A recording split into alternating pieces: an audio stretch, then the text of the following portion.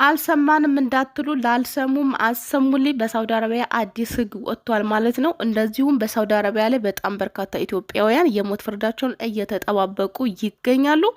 ዝርዝሩን ተከታተሉ። ይህን ቪዲዮ ላይክ በማድረግ ጀምሩት። ለወገኖቻችን ፍትህ ልንጠይቅ ይገባል። ሁላችንም ድምጻችንን ልናሰማ ይገባል ማለት ነው። ግዴታ እኛ ጋር ካልደረሰ ማለት የለብንም። አዘን በጣም በጣም ክፉ ነው። በጣም ክፉ ነው። በማንም ቤት አይግባ እና አንዳንዶቻችሁ የተለያየ ቦታ ኮመንት ላይ ስላየው ነው እና ይበላቸው ያልተፈቀደ ነገር ማን አድርጎ አላቸው ምናምን የምትሉ ሰዎች አዘንም አታውቁ ናችሁ። ስላላዘናችሁ ስላልደረሰባችሁ አዘን ምን እንደው ስለማታውቁት ብዙ ትላላችሁ። እኔ በእናንተ ላይ አልፈርድም፣ ግን ሰው የሆነ ሰው ሁሉ የእነዚህ ልጆች ጉዳይ ያሳስባል ብዬ አስባለሁ። ማንኛውም ሰው እና ሰላም ማለኳችሁን ዝርዝሩን የምነግራችሁ ይሆናል።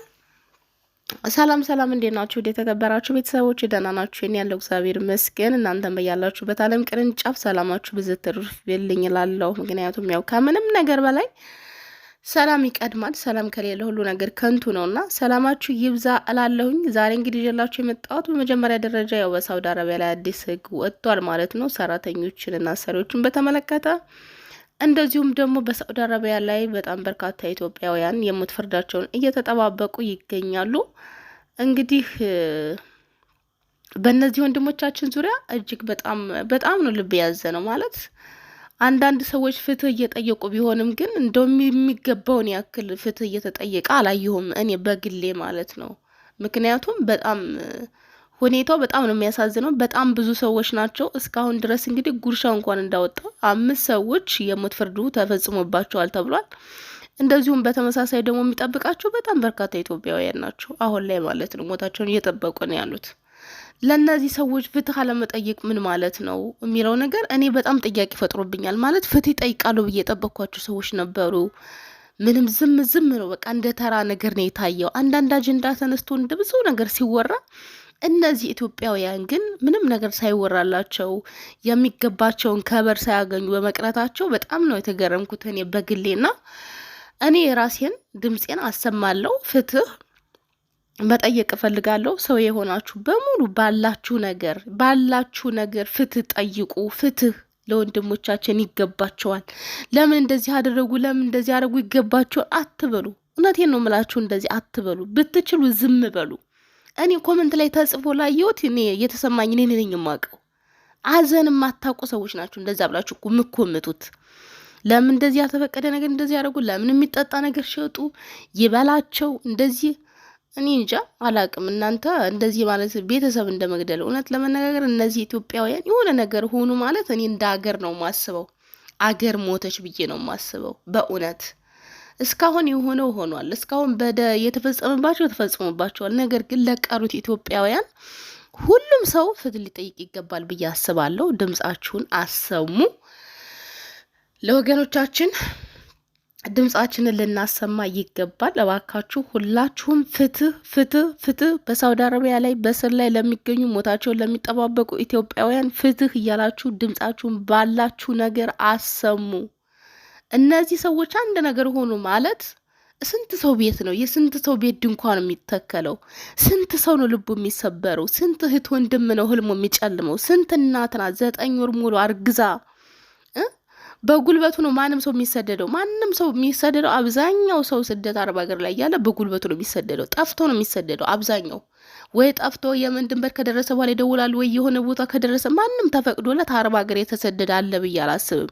አንዳንዶች በትምህርት ጨርሰው ምናምን ካልሆነ በስተቀር አብዛኞቹ ትምህርታቸውን ያልጨረሱ የ16 የ17 ዓመት ልጆች ናቸው። ተደብቀው በደላላ ራሳቸው አመቻችተው ከጠፉ በኋላ የሆነ መንገድ ላይ ከደረሱ በኋላ ነው የሚናገሩት። አብዛኛው እንደዛ ነው እና የሰው ምክር አይሰሙም።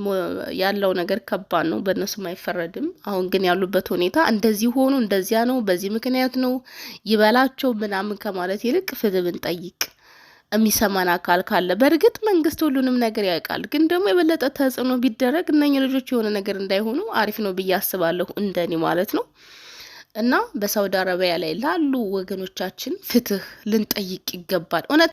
ሌላው ነገር እንግዲህ በሳውዲ አረቢያ በአሰሪዎችና ሰራተኞች መካከል አዲስ ህግ ወጥቷል። እሱም ህግ ምንድን ነው? ከዚህ በኋላ ወደ ሳውዲ የምትገባ አንዲት የቤት ሰራተኛ ስልክ አይፈቀድላትም ከዚህ ጊዜ በኋላ ተብሏል ማለት ነው።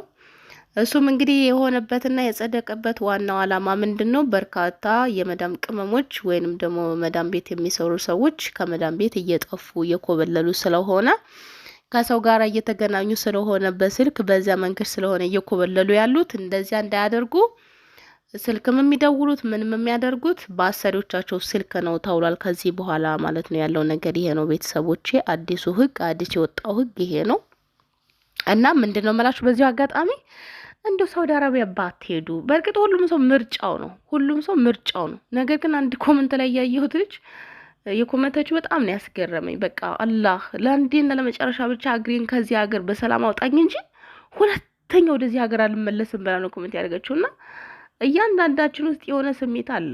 ዞሮ ዞሮ እኔ ሳውዲ አረቢያ ላይ እየሆነ ያለው ነገር እኔ ቅርታ አድርጉልኝና በጣም የሃይማኖት ሀገር ናት ሀገሪቷ። በጣም ብዙ ሰዎች ነው የሚጓዙባት በየአመቱ ከተለያየ ሀገር በጣም ብዙ ይጓዛሉ። ለምን? የተለየች ሀገር ስለሆነች ነው የሚጓዙባት። በጣም የተመረጠች ሀገር ስለሆነች ብዙ ሰው ነው የሚገባው ሀገራቸው ላይ እና በጣም የሃይማኖት ሀገር ናት። ግን እየሆነ ያለው ነገር በደሃ ላይ እየሆነ ያለው ነገር እንደ ሰው በቃ ዝም ብዬ ሳስበው እውነት በቃ እኔ ስለማውቀው ነው። ሀዘንን አውቀዋለሁኝ። ሀዘን በጣም ክፉ ነው። ሀዘን በጣም ክፉ ነው፣ ቆሻሻ ነው። በቃ እስከሚደርስ ድረስ አይታወቃችሁም። ሲደርስ ግን ሰማይን የተሸከማችሁ ነው የሚመስላችሁ። ሰማይን ተሸከማችሁት የሆነ ዘመድ አላችሁ አይደል? ሀብታም ዘመድ ምናምን በቃ አግዙኝ አይነት ነገር ውስጣችሁ ይጮሃል።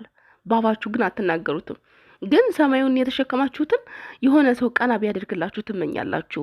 በጣም ከባድ ነው ሀዘን አውቀዋለሁ። እና እነኛ ሰዎች በሳውዲ አረቢያ ላይ በተለያየ ምክንያት ሰዎች ድሃ ናቸው። የውሻ ሞት ነው የሚሞቱት አብዛኛው። ሲጀመር እንደ ሰው አይደለም የሚቆጠረው። አብዛኛው ስደተኛ ብዙ እንሰማለን፣ እንደ ሰው አይደለም የሚቆጠረው። እና በየቤቱ ስንት ሰው ይሆን ያዘነው? በቃ ስንት ሰው ይሆን ልቡ የተሰበረው? ስንት ሰው ይሆን አስከሬን እንኳን የማይገኝ? እንግዲህ አሁን ባለ በቀደምለት ልጅቷ ተገላ ራሷን አጠፋች ሽንት ቤት ምናምን ተብሎ አስከሬኗም ተቀብሯል። እንግዲህ አንድ አስከሬን እስከ 6 ወር ድረስ መቀበር እንደማይቻል እስከ ዛሬ ድረስ የማውቀው ሲወራ የምሰማው ማለት ነው።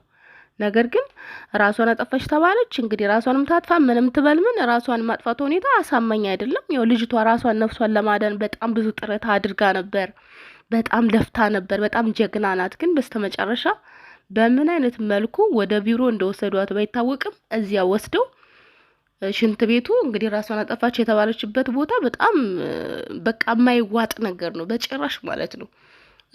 እሷ የቱንም ያክል ጥረት ብታደርግ ጥረቷ ግን አልተሳካም። በስተመጨረሻ በምንም መንገድ የሆነ እዚያ ቤት ሄዳ ገንዘብ በጣም መጥፎ ነው። ያው ገንዘብ ነው፣ ደላሎቹም ቢሆን ብር ነው። ሰዎቹ ደግሞ እዚህ ሀገር ላይ በጣም ብዙ ፖሊስ ያለበት እንደዚህ የሆነ ስልጣንም ነገር ነክ ያላቸው ሰዎች ናቸው እየተባለ ነው እየተወራ ያለው። በእነሱ አማካኝነት እንግዲህ የማላቅም ነው የምትለው 10 ነው የሚወራው ወሬ። አንዷ እንደዚህ ነው ትላለች፣ አንዷ እንደዚህ ትላለች። ምክንያቱም አንድ አይነት ወሬ እንዴት ያወራሉ? ሽንት ቤቱ ሲጀመር የሚዘጋም እንዳልሆነ ብዙ የሚያወሩት ወሬ ቀጥል ያለ ነው። በቃ ባይዘቡ ይቺ ልጅ በቃ እንደዚህ አድርገዋታል። በገንዘብ የሚሆን ምንድን ነው እንግዲህ መንስኤው? ልጁ ታመመ፣ ጠንቋይ ቤት ሄደው ጠንቋዩ ልጅቷ ናት ቡዳ ሆና የበላችው፣ ልጃችሁን የበላችሁ እሷ ናት፣ እሷ ካልሞተች ልጃችሁ አይድንም በሚል መንስኤ ነው እንግዲህ የተባለው። በዚህ ምክንያት ነው ይቺ ልጅ ህይወቷን ያጣችሁ። ምንም ጥያቄ የለውም። 4 ነጥብ። ያው ደላሎች ናቸው እንደዚህ ያደረጓት። እነሱ ተመሳጥረው ያደረጉት ነገር ነው። እኔ እንጃ እውነት ሳያቸው አይደለ የድሃ ነፍስ ምን ያህል ርካሽ እንደሆነች። እዚያ ቦታ ላይ ራሳችሁን ሳሉት። እንደው እኔ ብሆን ብላችሁ ራሳችሁን ሳሉት። ያንን ሁሉ መከራ አድርጋ ያን ሁሉ ጥረት አድርጋ በገዛ ወገኖቿ እነሱ እኮ ደላሎች እኮ አስጠፍተው እኮ ጠፋችብን ማለት ይችላሉ። ብዙ ነገር ማለት ይችላሉ። ግን አላደረጉም ያንን። ምክንያቱም እዚህ ሀገር ነው የሚኖሩት ሰዎቹ። ፖሊሶች ናቸው፣ ስልጣን አላቸው፣ ብዙ ነገር አላቸው፣ ብር አላቸው። ተገዝተው ይችን አንድ ድሃ የሆነ ነገር ቢያደርጉት ምን ችግር አሉ? ጠያቂ የሌላት ነች። በጣም ነው የሚያሳዝነው።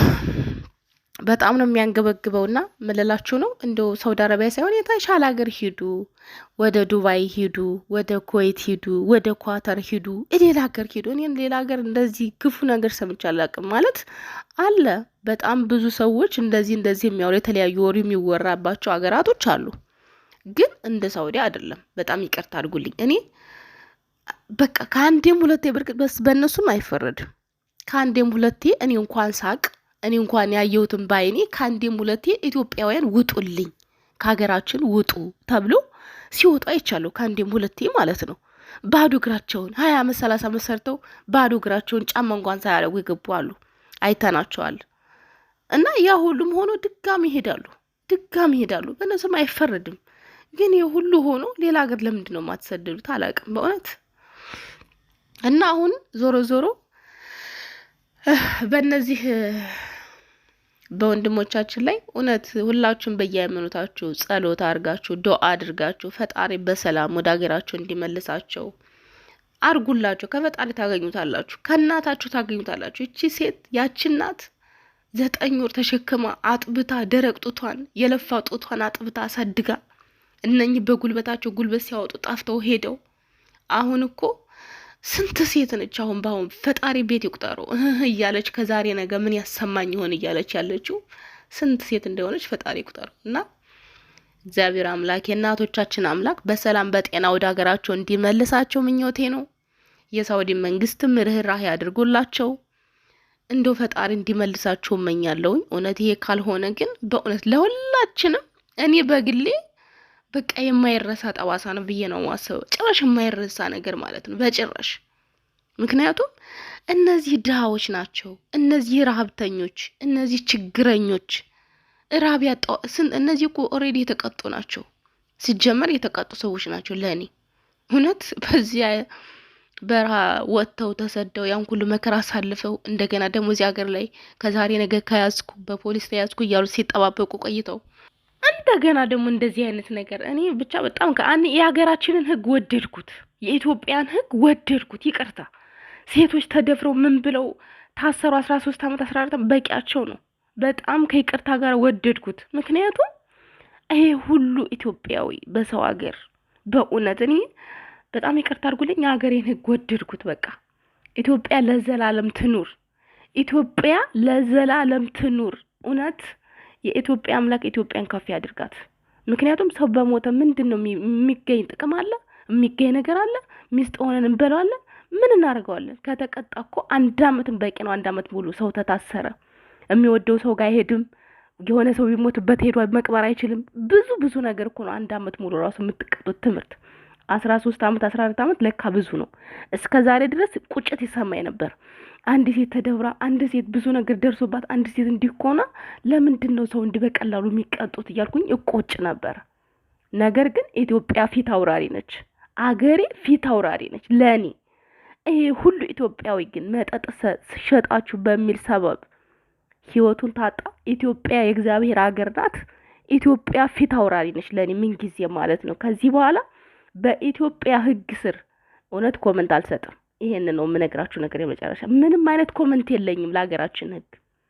በእውነት ኢትዮጵያ ለዘላለም ትኑር፣ ለዘላለም ትኑር። እኛ እንደ ሰው እንደ በቃ እንደ ስናየው እንዲግብግብ እንላለን እንጂ እነሱ እኮ አንድ ነገር ቢሆን እኮ እነሱም እኮ የሚወዳቸው ሰው አላቸው እኮ፣ ቤተሰብ እኮ አላቸው፣ የሚሳሳላቸው፣ የሚንገበገብላቸው። በእውነት የሀገራችን ፕሬዝዳንቶች በሙሉ ክብር ይገባቸዋል። ለእኔ ማለት በጣም ያከበርኳቸው ሰው ይሙት ብዬ አልፈርም ያሉ በሙሉ በኢትዮጵያ ውስጥ የሰው ሞት እንዲካሄድ ያልፈረሙ በሙሉ እስከ ዛሬ ድረስ እነሱ ናቸው ያጠበቁት።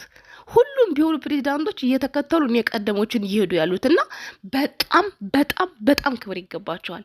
እኔ በጣም ነው ያከበርኳቸው። ቃላት ራሱ አይገልጻቸውም ለእነሱ ያለኝ ክብር።